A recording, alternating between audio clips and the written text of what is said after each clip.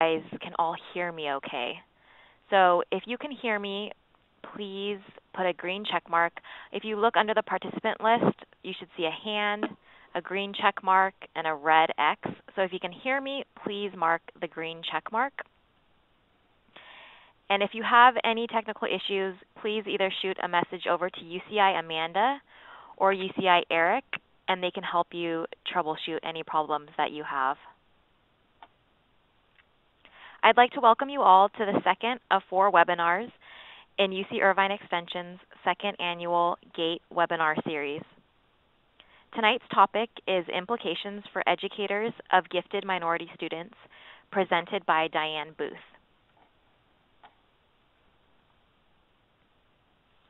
This live session will be recorded. If you registered for this webinar through our free events website, you should receive an email with a link to the recording as well as a PDF copy of the PowerPoint presentation within 24 hours.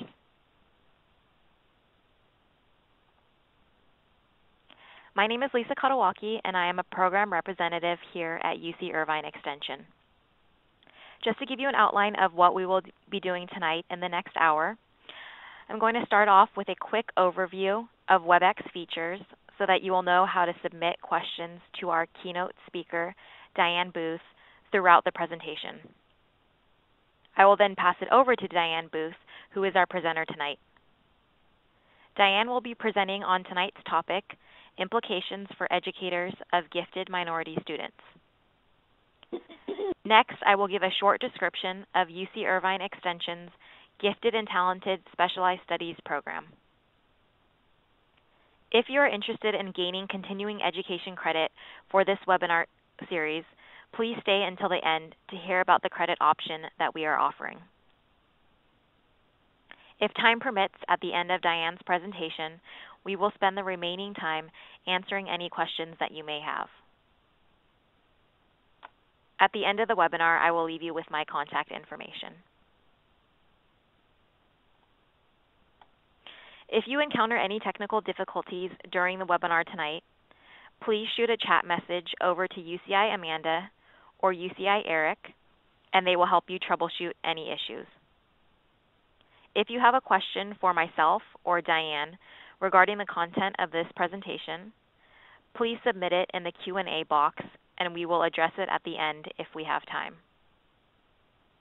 If you look at the top of the participant list on the right-hand side of the screen, you should see a row of icons. Press on the question mark icon, and the Q&A panel will show up.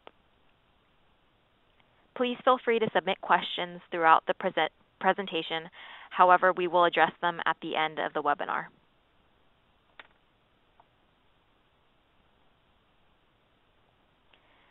Tonight's presenter is Diane Boothe. She is the Dean of the College of Education and Professor of Curriculum Instruction and Foundational Studies at Boise State University.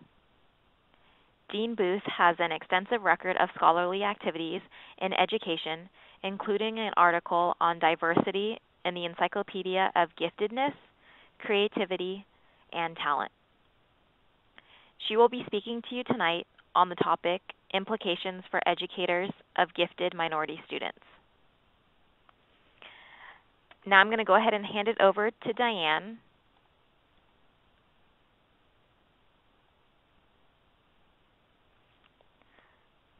All right, and I just passed you the presenter.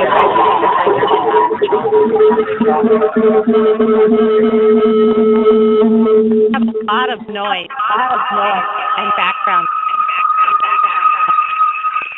Okay, Diane, do you have us on speaker?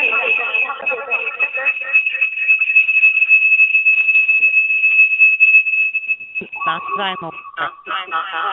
Now it's that let me mute it.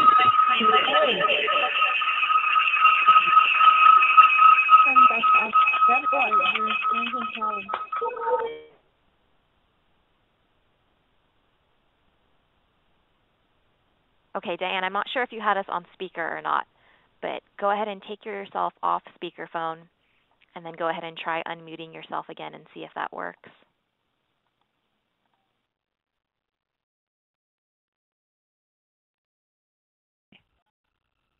Okay, does this work for everybody? That sounds much better. Okay. Wonderful. I would like to thank all of you for inviting me, and I appreciate the opportunity to participate. I certainly commend you for your dedication and your interest in this topic. We need more people like you. I would really like to talk with you about diversity in gifted education, and you will see the next slide. And that, for me, is a much better title than talking about implications for educators of gifted minority students. Although the content is just the same, it's much more respectful, I believe, to refer to the diversity in gifted education. I began my teaching career in East Los Angeles, and when we use the term minority, it really begs the question, who is the minority? And if we talk about Caucasian students, they were certainly the minority in East Los Angeles. So the term minority is somewhat misleading, and my friends and colleagues in the field who are often categorized as minority also prefer a different label. So we'll refer more to diversity in gifted ed. And diversity, or more specifically, the lack of success in achieving it in gifted and talented education programs, has been and continues to be one of the major issues that's facing administrators, academics, and policymakers at all levels. If we define what is meant by diversity, this is also frequently a topic of debate. There's a wide range of definitions, and this range of definitions provides a good baseline for this brief discussion of the topic. Diversity can be defined using ethnic, subject matter, cultural, level of intellectual precociousness, gender, multiply challenged, and many other domains. But each one of these is an equally appropriate area of concern for educators in the field of gifted education. We know that if we look at subject matter, and I'll talk about this later, certainly Howard Gardner and multiple intelligences comes up as he looks at a variety of issues. And sometimes it's not just how smart are you, but it's how are you smart. Julian Stanley, who's really one of my great heroes, was the founder of the Study for Mathematically Precocious Youth at Johns Hopkins, and he focused on the field of mathematics. If we consider the level of intellectual precociousness, for example, and look at that degree of giftedness, we think about the talent searches and all that has gone on, and I will, when we get to standardized testing, I'll share some more information with you on the degree of giftedness. Certainly gender is a major issue. We're doing more and more in STEM education for girls. At our university here, our College of Engineering at Boise State has a special program called E-Girls for engineering to encourage girls to excel in the engineering field. And there's a tremendous amount of information about females not choosing the fields of math and science. And that's certainly another huge lecture and body of work. But gender certainly has something to do with diversity in gifted education, and even more from a cultural perspective. It's interesting. I did some work at Bombay Teachers College, and I cannot tell you how many people I met in Mumbai who were proud to tell me that their daughters were engineering students. I was speaking recently with one of the real entrepreneurs in the software field here in Boise, Idaho, and he was talking about how difficult it is for him to hire software engineers in the United States that are U.S. citizens. He'd also worked with Microsoft and with Bill Gates, and he was telling me that there are floors of Polish engineers or floors of Russian engineers and various different ethnic backgrounds, because in the United States there are not as many. And then he went on to explain, and this is something for business and industry, that he's having a tough time hiring software engineers. And if these engineers are from another country, then huge visa problems in the U.S. So he moved one of his major operations to Vancouver, Canada, because it was easy to get a visa for engineers from other countries to come in there, much easier than the challenges in the United States. And this begins a completely different issue when we talk about the workforce and the opportunities here and the economy. There's also the area of multiply challenged gifted students. I've just finished serving on a board for twice exceptional students to create a manual, and we can talk about that later as well. But growing up in Southern California, working for the University of Georgia system, I've really been aware of the lack of success in achieving diversity in gifted education. The population in Boise, Idaho, I've been here 5 years, has changed tremendously. And now in the Boise school system, we have over 100 English language learners or students whose native language is a language other than English. I was invited yesterday to speak to the 5th and 6th grade gifted class, and I could not believe that there was little or no diversity in a class of 30 students. Now, clearly this is anecdotal, but it still amazed me when I'm extremely sensitive about the number of native languages other than English in Boise, and we're doing all that we can to embrace diversity.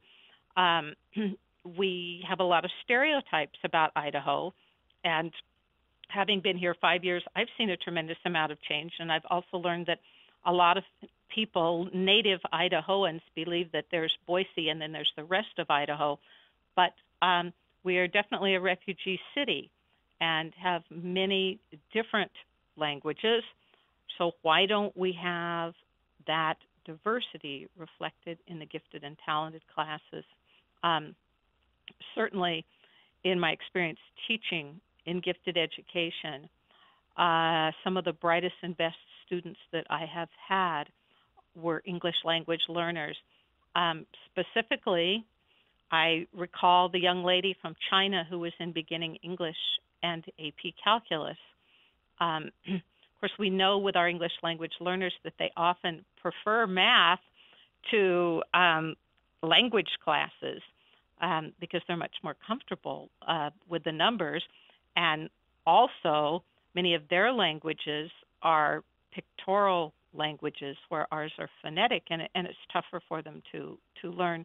I had a similar situation with a young lady again from Iraq. And I think in this case, it took creative scheduling in order to make sure that she received the correct courses and she received the education that was well-deserved, rather than having her stay in that beginning English class and not have the opportunity to excel as rapidly as she could due to so many talents that she brought with her. So let's move to the next slide and talk a little bit more about those individual differences. Most gifted education programs are designed to identify and to provide alternate educational opportunities for those who demonstrate academic excellence. So they are designed to identify those who are different from the mainstream school population. But what is often missed in most of these programs is that there is also diversity within the gifted population itself, which further complicates the process. So the oft-used square peg in a round hole analogy is not quite sufficient. And it's interesting because variability within the gifted population often is forgotten, especially when educational decisions are being made about specific students. So to carry the square peg analogy a bit farther, gifted students are not all squares either, and you know that's a real challenge that in some cases they are stereotyped or made to feel very different. And I like to think more and think of it in a different way, that some of these students are diamonds while some are stars, and some might not even be described most accurately as freeform. Maybe they're asymmetrical, but the schools often try and shape gifted students educationally as if they were all alike. So who knows, some of those diamonds might be pushed into square shapes or the stars into diamond shapes, and people may be very challenged to deal with students that may appear asymmetrical. But one way to think about the ways that the gifted individuals differ from each other is by looking at 4 general categories. If we look at the degree of giftedness, if we consider racial, cultural, and socioeconomic differences, type of giftedness, and other confounding variables. So any of these, singly or in combination with others, can affect the probability of a particular gifted student having difficulties in school, even in an otherwise well-designed gifted program. And the potential impact of individual differences within these categories is as follows. And let me talk a little bit about them. If we look at the degree of giftedness, the more highly gifted that the students are, the more likely that they will be at risk in the typical school environment. And let me give you an example of that. I've heard more than one physical education teacher comment and, again, stereotype and group gifted students that here comes the gifted class, and that they are not looking forward to this, because when the gifted students come out to physical education, they've had experiences such as students approaching them, and I'm referring to 7th and 8th grade teachers that I heard having this conversation, saying, I'm in the gifted class, you need to give me an A.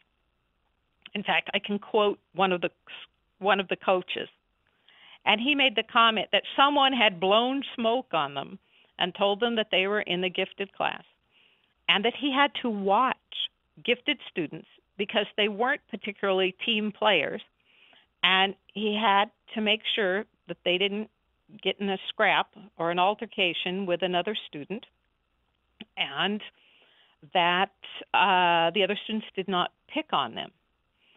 So to us, this doesn't seem like a fair assessment. It also seems like, because there may have been challenges with 1 or 2 students, that they were all painted with the same brush. And my answer to this group in this discussion was, yes, but you know what?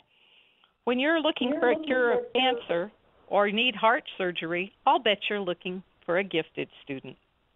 So it's very interesting how biases can be definitely present but in other situations, gifted students are certainly welcome. So let's move on. Racial, cultural, and socioeconomic differences. The more that gifted students differ from either the dominant racial, ethnic, or socioeconomic group, or from the expectations of their own group, the more likely it is that they will be at risk in a typical school environment.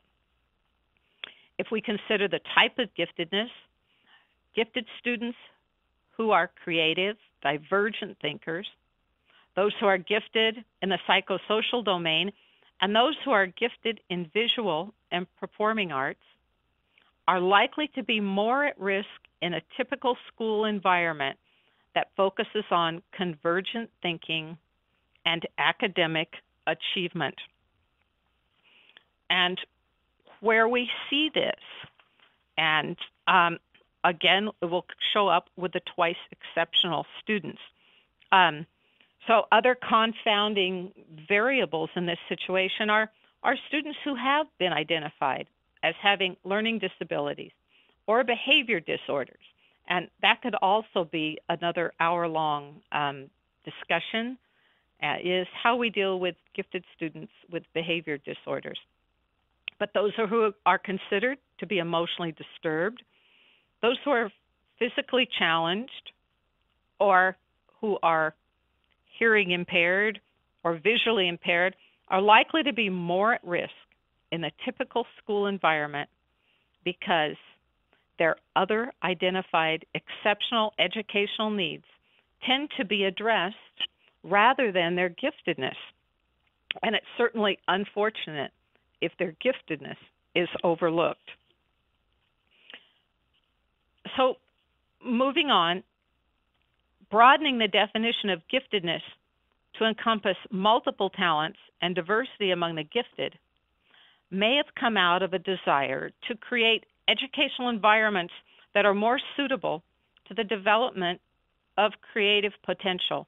So far, efforts to modify the learning environment have not kept pace with an understanding of giftedness that includes the entire range of individual differences within the gifted population.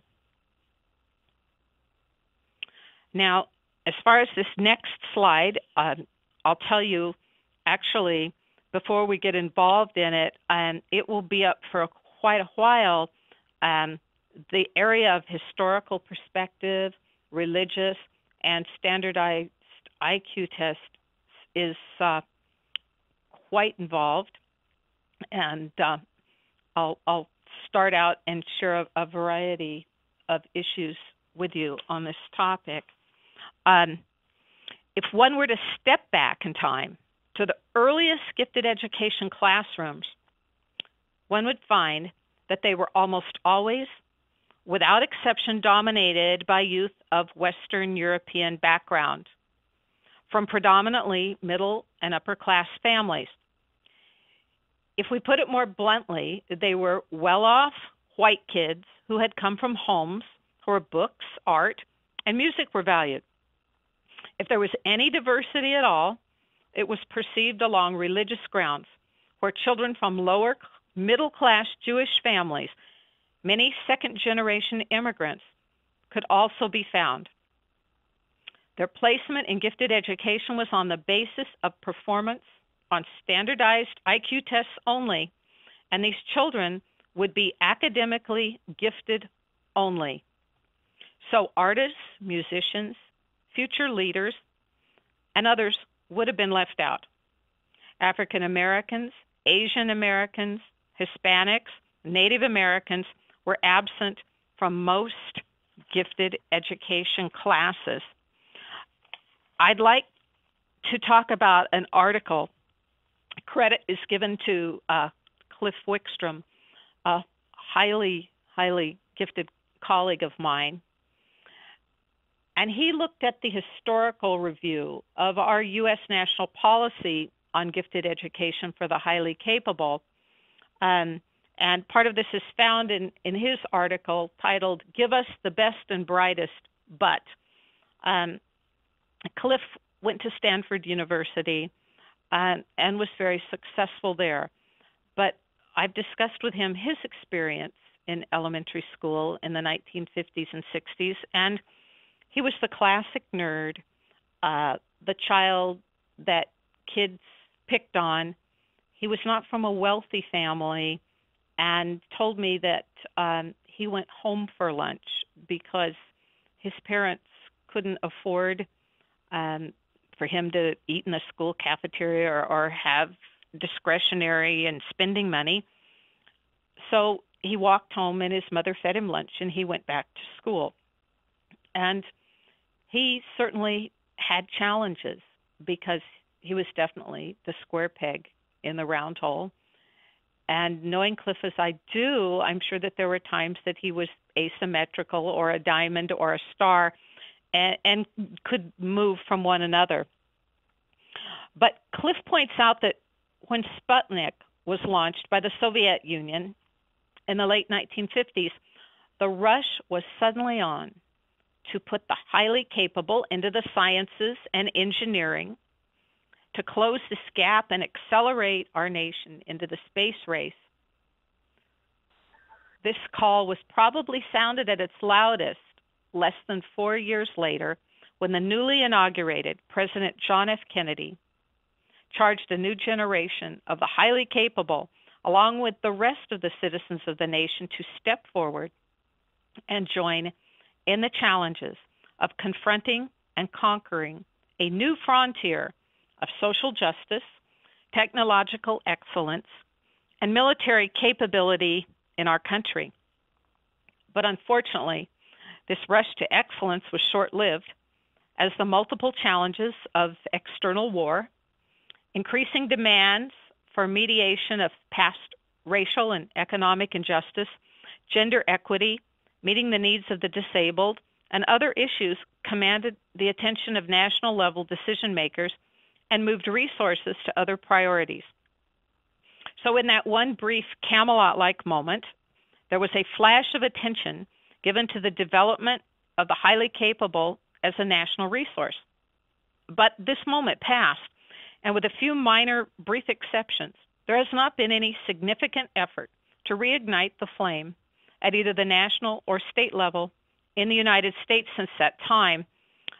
Almost a century, half a century, has passed, and as a nation, we have still not owned up to the multifaceted challenge of developing and implementing a clearly coherent set of national policies for educating the youth of this nation, often referred to as gifted, highly capable, intellectually talented, multi-talented, or uniquely creative.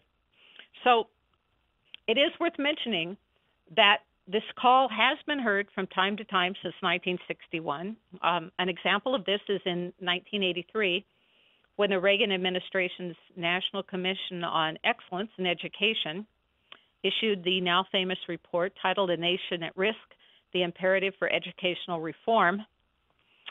This report noted, quote, "If an unfriendly foreign power had attempted to impose on America the mediocre education performance that exists today, we might well have viewed it as an act of war." The report continued, over half of the population of gifted students do not match their tested ability with comparable achievement in school. This report also noted that most gifted students, for example, may need a curriculum enriched and accelerated beyond the needs of other students of high ability. So in spite of this now 20-year-old acknowledgement of the need for a major shift in the way that highly capable youth are educated, nothing has significantly changed in terms of national education policy. This has occurred in spite of a flurry of subsequent reports, and that includes two major Carnegie Foundation reports throughout the 1980s on the need to encourage educational excellence on the part of highly capable youth. So this is not to say that nothing's being done. In a personal communication in May 2002 with Julian Stanley, and I should mention that Julian is at the top of my list of heroes, and if you're not familiar with his work, he is really the guru of gifted and talented education. Julian passed away in 2005, and I will mention later that Julian and I edited a book published by Proofrock Press, and the year on the copyright is 2004. The name of that book is In the Eyes of the Beholder, Critical Issues for Diversity in Gifted Education. There are chapters in there by many very, very famous people in the field of gifted education. I thank Julian for that because many of them were close friends of his, and we're glad to contribute. And at that time, Julian and I chose this title because there certainly wasn't much in the field available on diversity in gifted education. But let me cite Julian's email from May 2nd, 2002. He says, AP exams are way up. Some schools have more curricular flexibility, and much has been done in the private sector outside of the schools. For example, the surge in distance learning, the huge annual talent searches, and the large summer programs conducted by major universities, and the increase in special high schools and early entrance to college programs are making some difference. However, they're making difference, I would argue, for the majority of Caucasian students. But we still don't see the gains that we need to see in ethnically diverse students. So in the face of this, it remains a question as to why no overriding national policy on gifted education has been forthcoming. The advances that Julian Stanley listed are all the work of private or state, not national institutes. There appear to be numerous complex reasons for this. Some are political, some are legal, some are also nominally cultural, but all fall into the tangled and complex web of relationships that we call educational policy in the country. So we know that in the United States Supreme Court's momentous 1954 decision in Brown versus the Board of Education of Topeka, Kansas, this served as the impetus to propel local and national leaders to take steps to ensure equal educational opportunities for all students by recognizing that, and let me quote, today, education is perhaps the most important function of state and local governments. And while Brown ushered in an era of significant, it was incomplete, gains in equal educational opportunities for many children, and most notably, that would be minorities or ethnically diverse, females, and students with disabilities. And despite the progress that's been made in the struggle for educational equality, many exceptionally able students are not being fully served in spite of congressional direction in 1994 to accomplish that goal. In education program reauthorization legislation of that year, Congress added this language to the U.S. Code, quote, national policy is that every citizen is entitled to an education to meet his or her full potential. However, subsequent supportive legislation, regulatory action, and funding have not followed. Aside from commission reports and rhetoric, little has been done at either the federal or state level to offer appropriate programming for gifted and talented children's educational needs. The poor state of gifted education is reflected in the fact that recent federal information on gifted students reported that in the early 1990s, states spent only 2 cents out of every $100 in education on programs for gifted students. So it is without question that national educational leaders and policymakers have not taken sufficient steps to meet the educational needs of gifted children in the United States. And if we look at gifted, ethnically diverse students, it's even more of a stressful situation. So now let's talk about identification of what is still called minority students in gifted ed, and I would say ethnically diverse. And let's talk about the methods used to identify giftedness in these children. For many years, educational professionals have been concerned about the disproportionate underrepresentation of children from some cultural, linguistic, and low-income backgrounds in traditional gifted programs. So these children, many of whom show potential for superior performance in areas that are not easily assessed by traditional ability measures, have not been provided with opportunities that elicit their gifts and talents and encourage them to maximize that potential.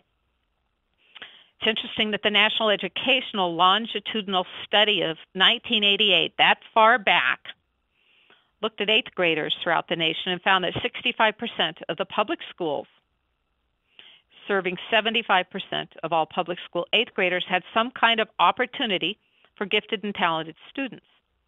This study also found that 8.8% of all 8th grade public school students participated in gifted and talented programs, and that some of the ethnically diverse groups were more likely to be served than others. Economically disadvantaged students were significantly underserved.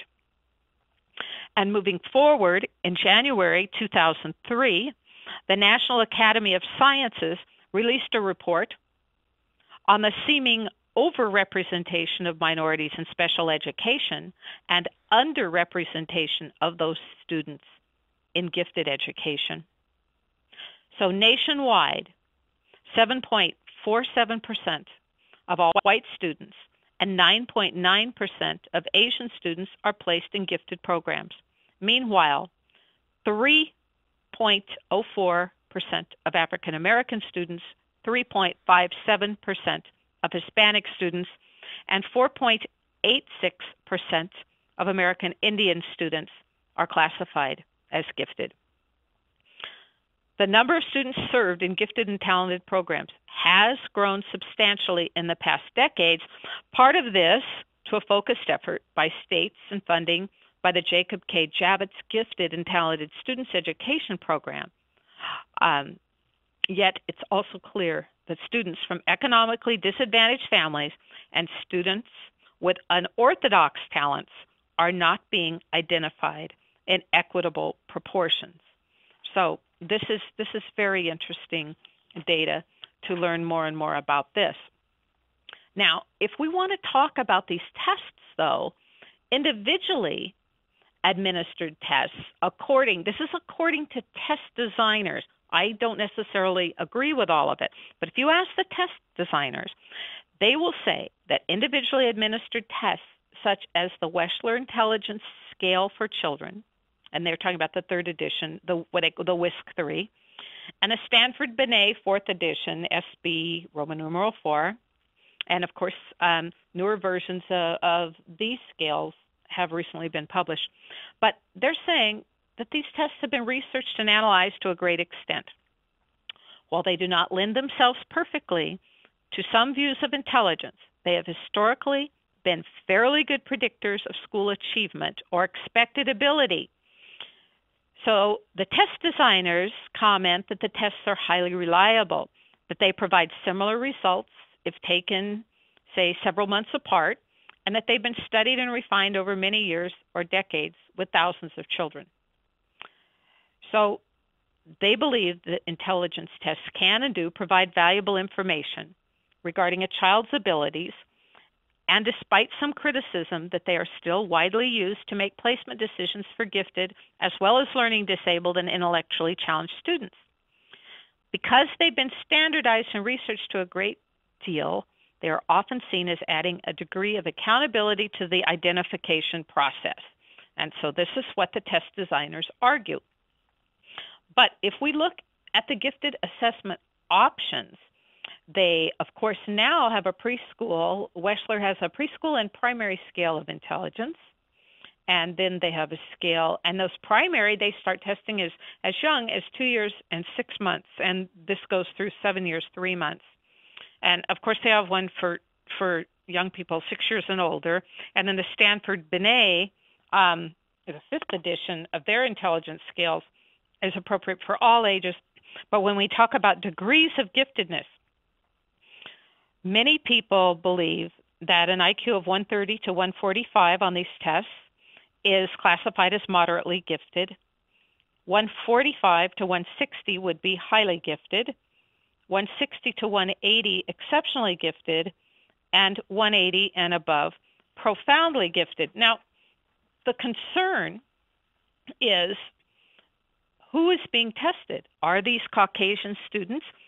We don't see that this is broken down appropriately by ethnic diversity or ethnicity.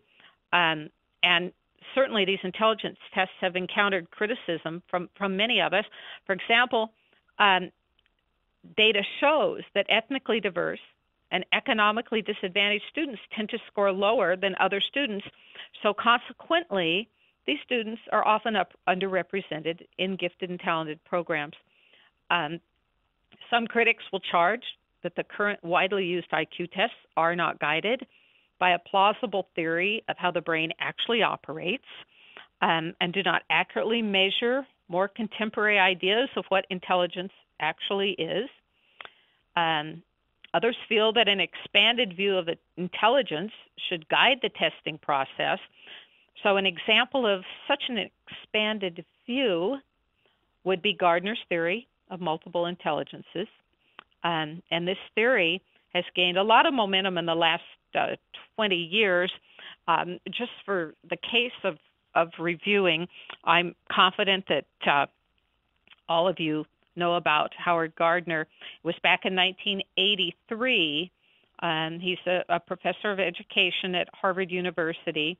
And his theory suggests that the traditional notion of intelligence based on IQ testing is far too limited. So instead, Dr. Gardner proposes 8 different intelligences to account for a broader range of human potential in children and adults. So let me just quickly name these for those of you that don't instantly have them stored in your minds. Linguistic intelligence, some call word smart. Logical mathematical intelligence, number and reasoning.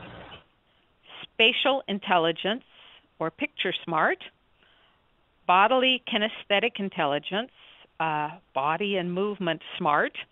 Musical intelligence, interpersonal intelligence, intrapersonal intelligence, and naturalist intelligence. There's certainly been discussion about adding additional domains, but those are the areas that key areas that Gardner identified. And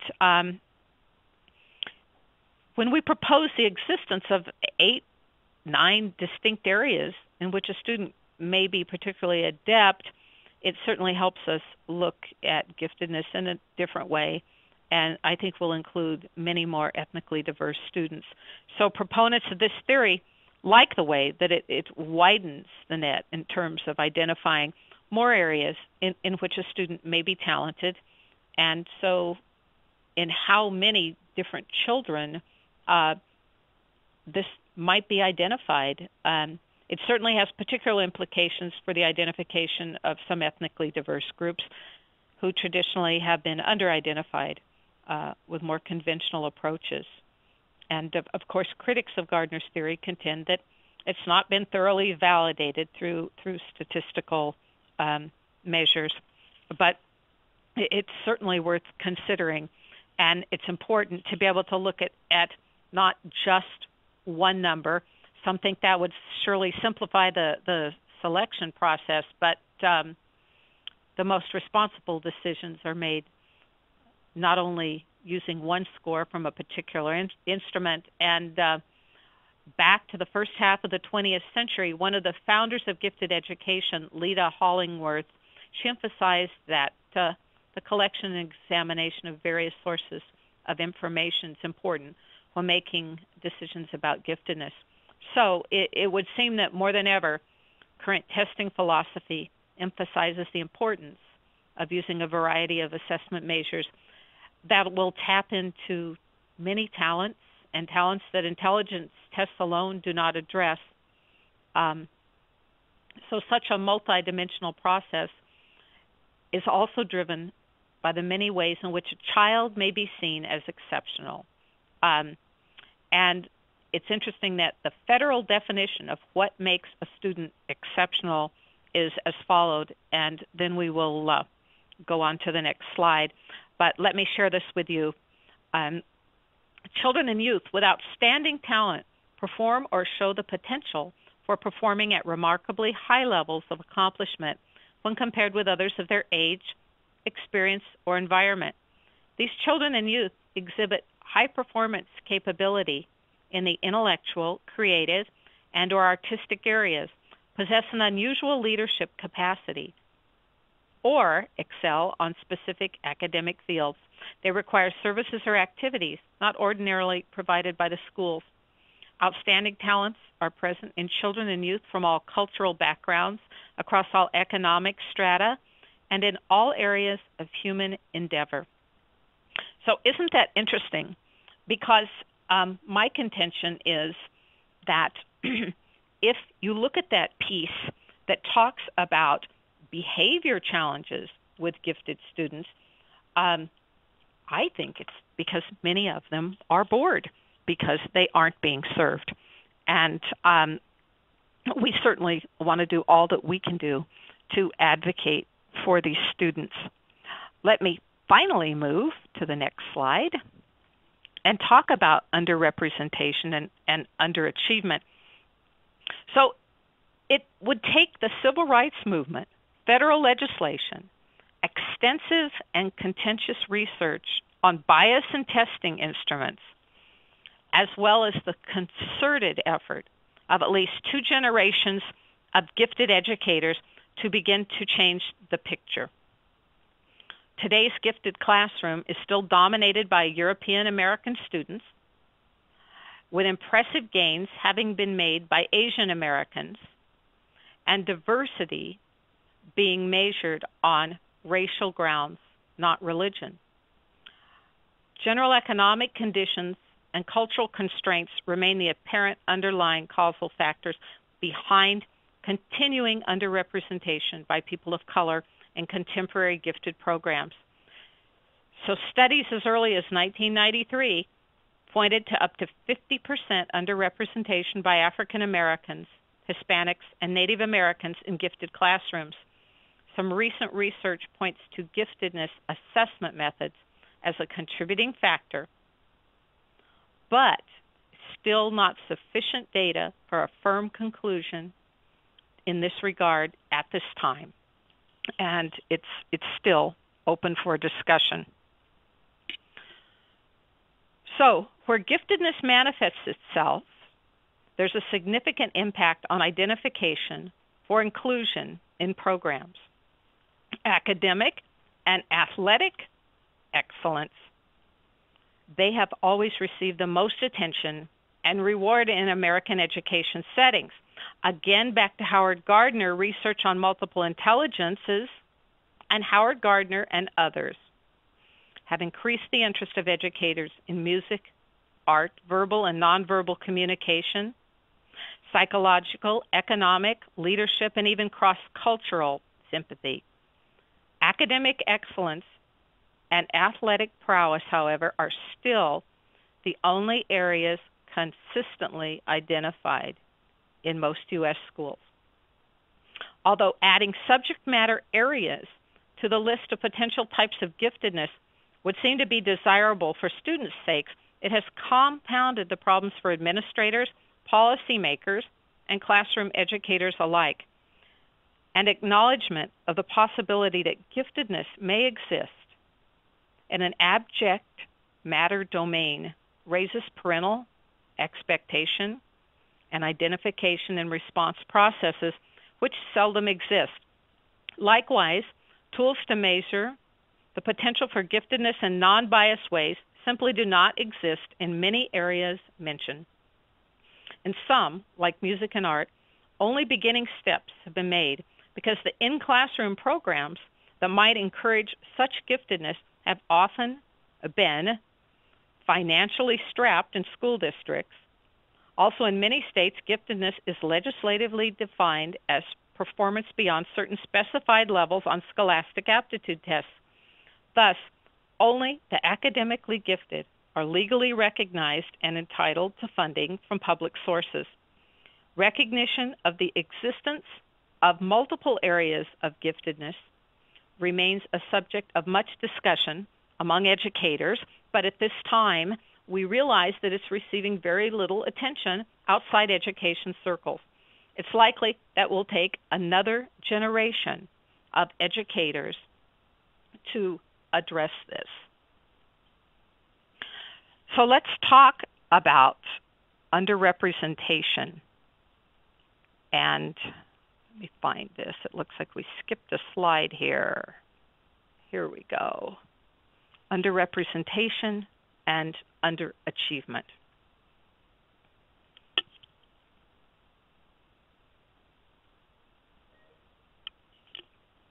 Most diversity activities today are focused on the underrepresentation of people of color in gifted programs. So the apparent successes of Asian Americans may be attributed to the lack of ethnic specificity and demographics. Some Asian American groups, it's interesting, notably Chinese, Indian, and Japanese, have made significant entry into gifted programs. But it must be noted that the term Asian covers more than 30 languages groups, many more ethnic and cultural groupings, and the majority of 3 of the world's 5 major religions. The diversity within this term itself is sufficient to mask major underrepresentation among subgroups within it. Frequently, the giftedness of persons of color is masked by cultural socioeconomic barriers that make them nearly invisible. Here we have the disproportionate numbers of Hispanic, African American, and Native American children among those below the poverty level, confounding attempts to distinguish the effects of racism or poverty on children's achievement. And as a result of this, the giftedness is buried with a resulting frustration leading to underachievement in stranded educational settings. Students whose talents are rooted in domains other than those that society has chosen to serve or to reward, so this would be the non-traditionally gifted, are at significant risk of underachievement. Although academic underachievement is one issue that confronts this population, it seems more critical to recognize the potential for underachievement in the non-traditionally gifted students' talent domain. And let's talk a little more about that and about the causes of underrepresentation and underachievement.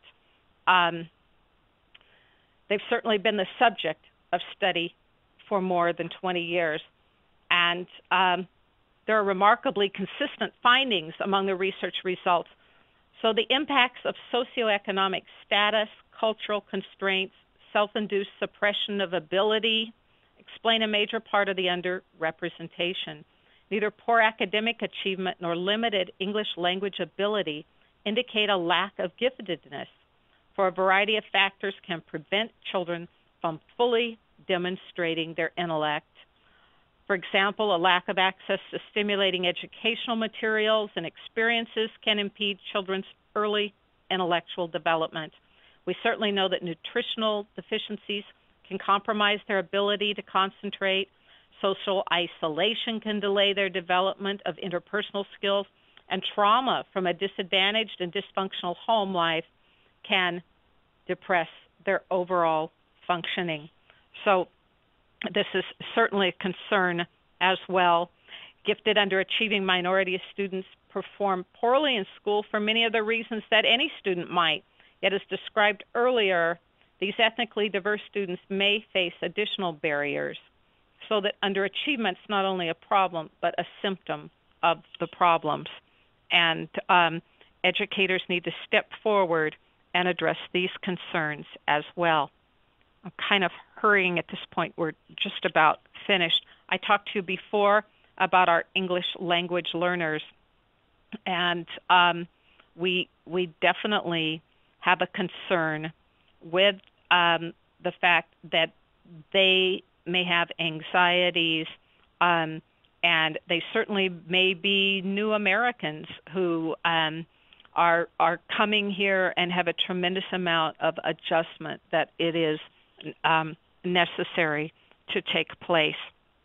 But the language ability has much to do with this, as well as the verbal and the abstract. When we think of decontextualized teaching, some of the ways that we teach doesn't relate clearly to what they need, and many of the concepts are taken out of context, and then there's very low learning authenticity. So it's tough if they're covering disinterested or unrelated curricula that they can't understand, and with a completely different learning or teaching style than they are used to as well. So let's talk about the programs and outreach to conclude. It's crucial that we identify the special talents of students from diverse backgrounds, and that's just a first step toward helping them achieve their full potential. Educators need to develop programs for gifted students that will reflect and respect their cultures and learning styles. Doing so will demonstrate to the students that they truly belong in such programs, and it'll also help ensure their retention and success. So teachers, along with community members, and universities are certainly responsible as well. We need to work with students' families. We need to work together to empower and encourage these students and provide them with enriching educational materials and experiences and role models, as well as mentors.